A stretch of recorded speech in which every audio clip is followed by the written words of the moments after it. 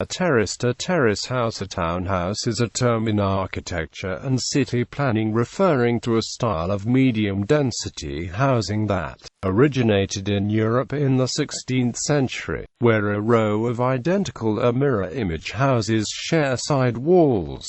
They are also known in some areas as row houses or linked houses. Terrace housing can be found throughout the world, though it is in abundance in Europe and Latin America, and extensive examples can be found in Northern America and Australia. The Place des Vosges in Paris is one of the early examples of the style, sometimes associated with the working class. Historical and reproduction terraces have increasingly become part of the process of gentrification in certain inner-city areas. Origins and nomenclature. Though earlier Gothic ecclesiastical examples, such as Vicar's Close wells, are known, the practice of building new domestic homes uniformly to the property line really began in the 16th century following Dutch and Belgian models, and became known in English as row houses. Yarmouth Rows in Great Yarmouth, Norfolk is an example where the building fronts uniformly ran right to the property line. The term terrace was borrowed from garden terraces by British architects of the late Georgian period to describe streets of houses whose uniform fronts and uniform height created an ensemble that was more stylish than their row. Townhouses are generally 2 to 3 story structures that share a wall with a neighboring unit. As opposed to an apartment building, townhouses do not have neighboring units above or below them. They are similar in concept to row houses or terraced houses, except they are usually divided into smaller groupings of homes. The first and last of these houses is called an end terrace, and is often a different layout from the houses in the middle, sometimes called mid-terrace.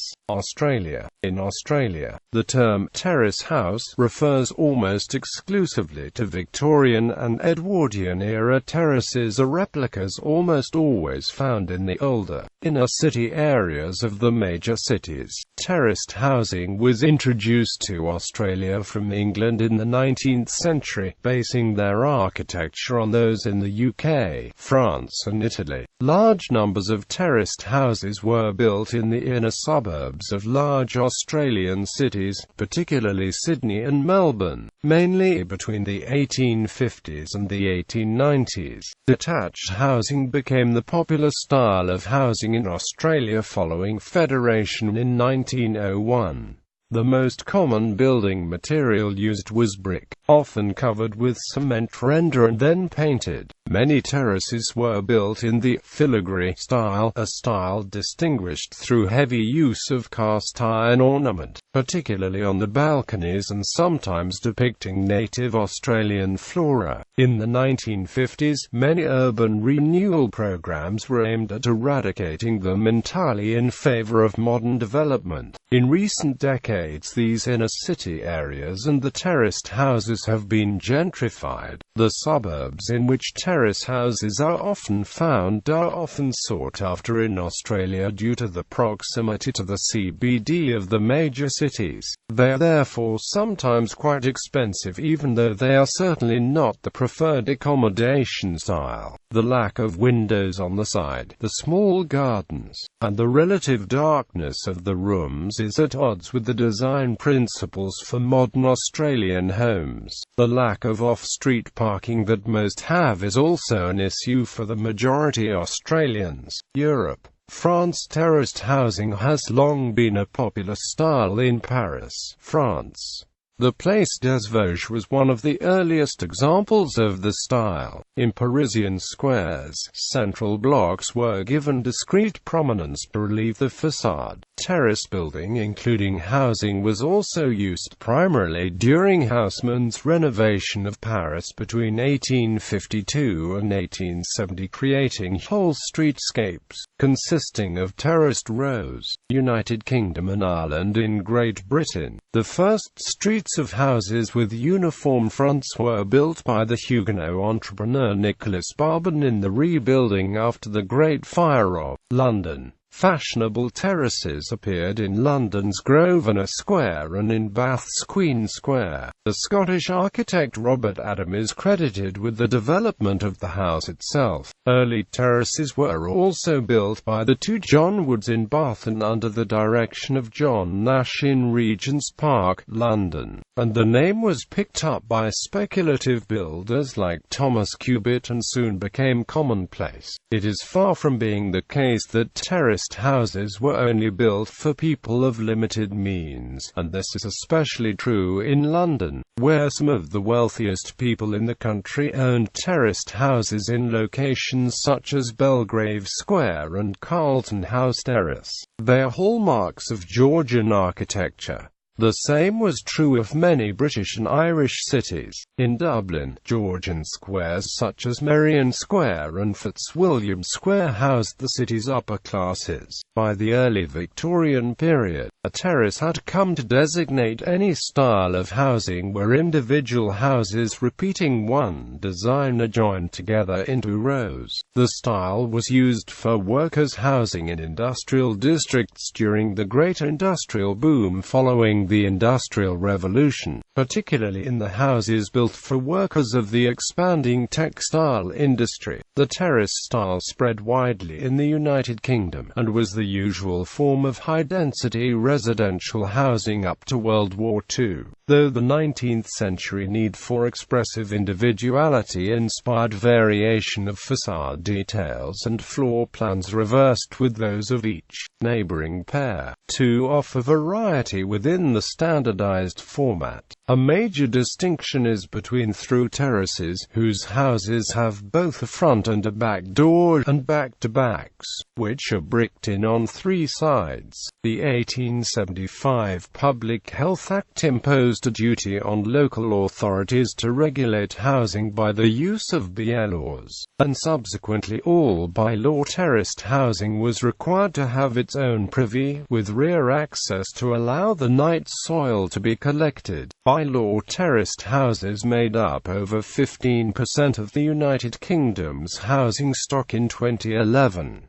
Since the Second World War, housing redevelopment has led to many outdated or dilapidated terraces being cleared to make room for tower blocks, which occupy a much smaller area of land. Because of this, land use in the inner city areas could in theory have been used to create greater accessibility, employment or recreational or leisure centers. However, suboptimal or flawed implementation has meant that in many areas the tower blocks offered no real improvement for rehoused residents over their prior terraced houses. In 2005, the English Heritage Report Low Demand Housing and the Historic Environment found that repairing a standard Victorian terraced house over 30 years is around 60% cheaper than building and maintaining a newly built house. In a 2003 survey for Heritage Counts, a team of experts contrasted a Victorian terrace with a house built after 1980, and found that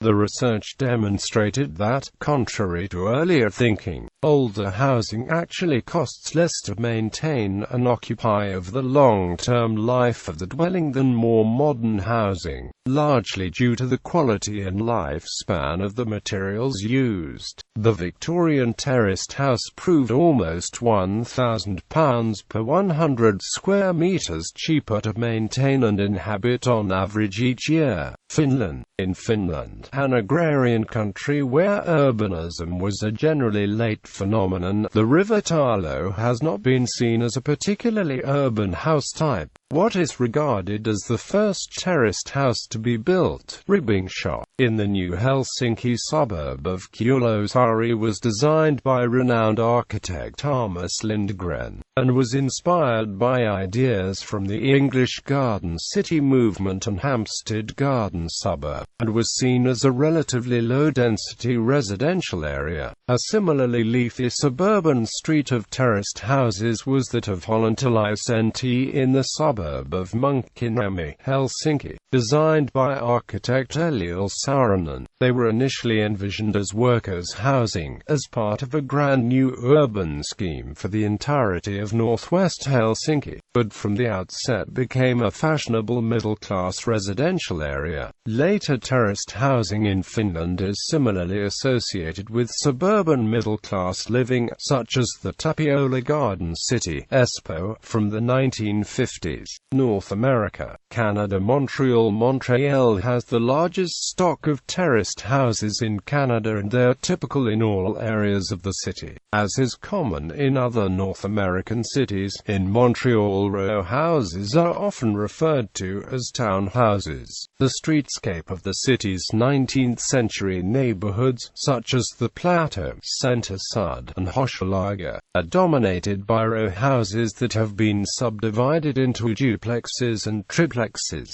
Row houses continued to be built throughout the 20th century. In many neighborhoods, such as Villeray, Park Extension, and Ville-Émard, they became the dominant form of housing during the post-war period. In the 21st century, Montreal has continued to build row houses at a high rate, with 62% of housing starts in the metropolitan area being apartment or row units. Apartment complexes, high-rises, and semi-detached homes are less popular in Montreal when compared to large Canadian cities like Toronto or Vancouver, but similar to some U.S. cities, in particular Philadelphia. This may be due to these cities having developed earlier. Montreal's characteristic row houses and their iconic alleyways, balconies, and outdoor staircases have become cultural symbols of the city. Featured in David Fenario's Balconville and Mordecai Richler's The Apprenticeship of Duddy Kravitz. Toronto terraced homes are popular in Old Toronto. Many of them are constructed in the local bay and gable style. A significant row known as Walnut Hall was demolished in 2007 as a result of structural decay.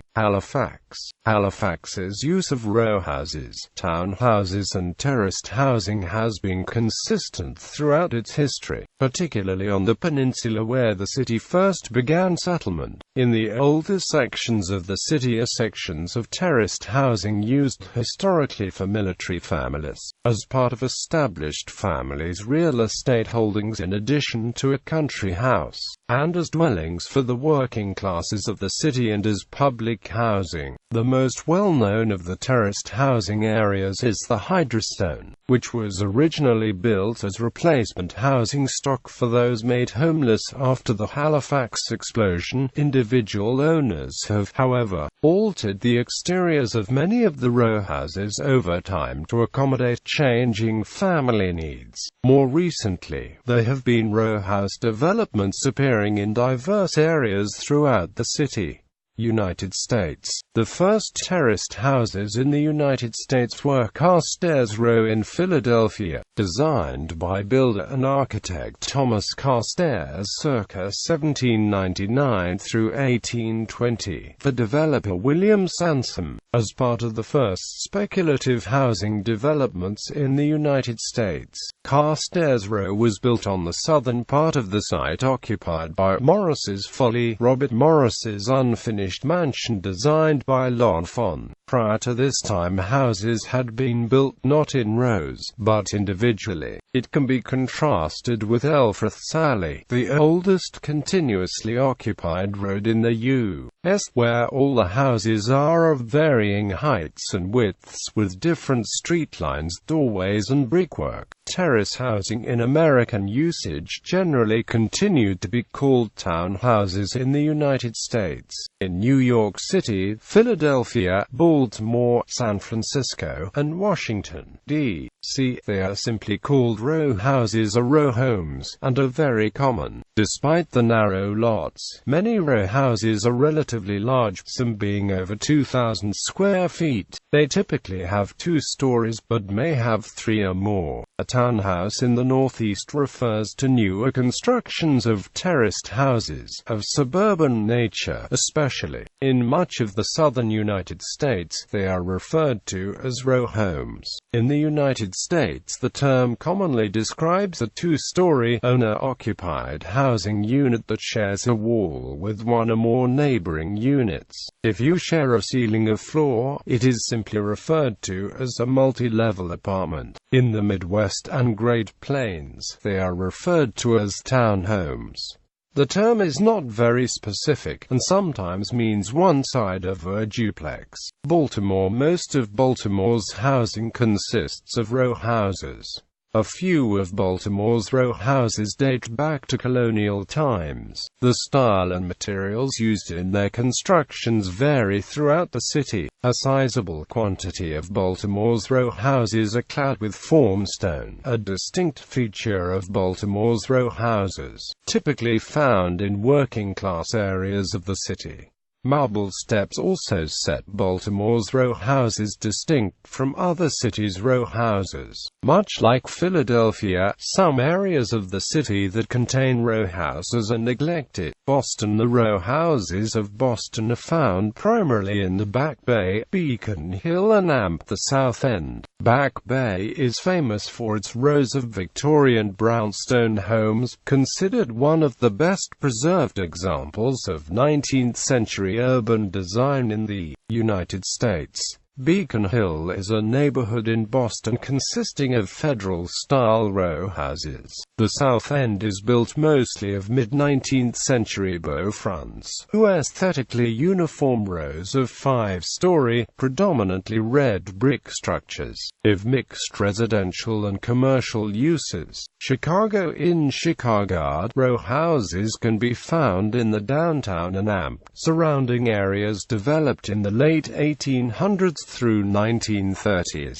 Many are 2- and 3-flat buildings. A graystone is similar to the brownstone found in New York and Boston, except the facade is clad in Indiana limestone. Most row houses are separated by a gangway that leads under the common wall between the houses, leading to the rear of the property, an alleyway. It should be noted that the vast majority of 2- and 3-flats do not share a common wall and are standalone structures. However, many row houses similar to those in Philadelphia and Baltimore do exist largely on the south and west sides. New Orleans. New Orleans has a distinctive style of terrace house in the French Quarter known as the Creole townhouse that is part of what makes the city famous.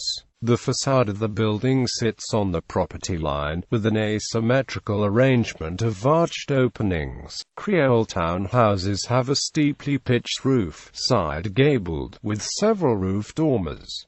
The exterior is made of brick or stucco. New York City. The row houses of New York City are built with a variety of material, including brownstone, limestone, and brick, and some are wood frame homes. Row houses are especially prominent in neighborhoods like Middle Village, Woodhaven, and Jackson Heights in Queens, Bensonhurst, Bay Ridge, Bushwick, Park Slope, Canarsie, and Marine Park in Brooklyn, and Williamsbridge, Wakefield, and Soundview in the Bronx.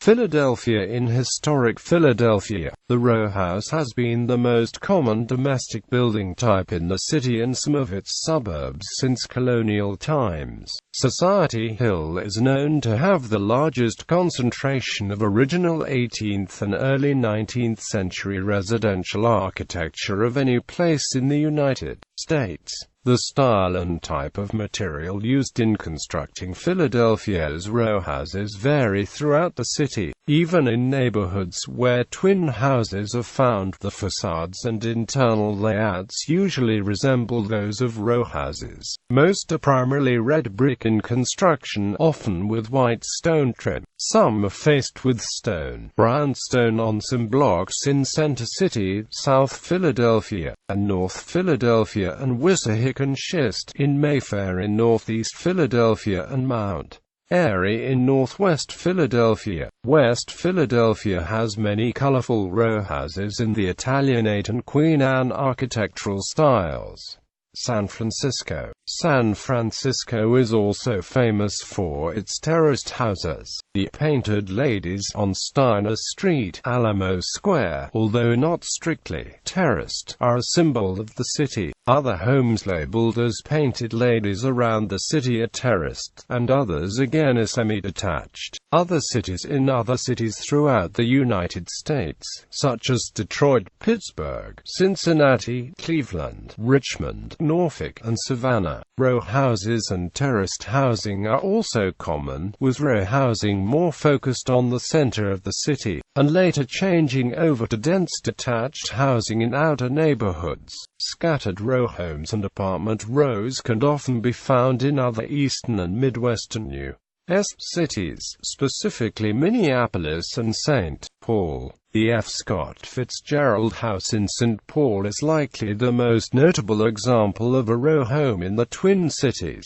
Columbus, Ohio has scattered row homes, along with smaller Midwest cities like Toledo, Dubuque and Duluth. Southeast Asia. Introduced around the beginning of the 20th century, terraced houses have been adopted in both Malaysia and Singapore since the country's early British colonial rule, based on British terraced home designs. The Southeast Asian variations are similar to the British counterparts and were adapted to accommodate the area's tropical weather, which is primarily warm throughout the year and receives heavy rainfall. Earlier versions were more open, designed to better circulate air and features inner courtyards, with a frontal yard, rear yard, or both. A typical Malaysian and Singaporean terraced house is usually 1 or 2 floors high, but a handful of 3 or 4-story terraced homes exist, especially newer terraced houses. Earlier variations followed traditional Western, Malay, India and Chinese architecture, as well as Art Deco and international stylings between the 1930s and 1950s. The manner in which the buildings were designed varies by their location in an urban area. Derivatives located within city centers may also utilize the space for both commercial on the ground floor and residential use on the first floor and above. In a city terrace house design tended to lack any frontal yard at all, with narrow street frontages. Hence the building's structure directly erected in front of the road. One of the reasons behind this was the taxing according to street frontage rather than total area, thereby creating an economic motivation to build narrow and deeply. A 5-footway porch was usually laid out at the ground floor for use by both the residents and pedestrians. Alternatively, the porch may be sealed from the rest of the walkway to serve as personal space. Such designs became less common after the 1960s. Terrace houses located on the outskirts of city centers were less restrictive, although the design of the building itself was not unlike those in the city. Certain homes tend to feature longer front yards, enough to accommodate cars. Others strictly serve as a small garden. This design remained in demand throughout the 20th century, and a construction boom of the house design occurred in Malaysia since the 1940s, with numerous housing estates consisting of terrace homes sprouting in and around cities and towns. In the process, the design of the building began to diversify, with various refinements and style changes. Generally, the building's floor space and yards become larger and more elaborate through time, as is the modernization of exterior construction and facade. Certain older terrace houses tend to be converted for various new roles. Some are converted into shop houses or business premises. Others have remained in use as residential units, are abandoned, neglected, or razed. Significant expansions are also common on all terrace homes. Roofs and additional rooms may be added within the floor space of the house's lot. Concerns are also raised with the limited maintenance and monitoring of deserted terrace homes, which potentially become hiding places for rodents and snakes, and drug addicts. Earlier variations of the terrace house were constructed with wood, later replaced with a masonry shell holding wooden beams to form foundations for the upper floors and tiled roof. Contemporary variations are primarily held together with reinforced concrete beams, which are later completed with concrete slabs, brick walls and tiled roofs.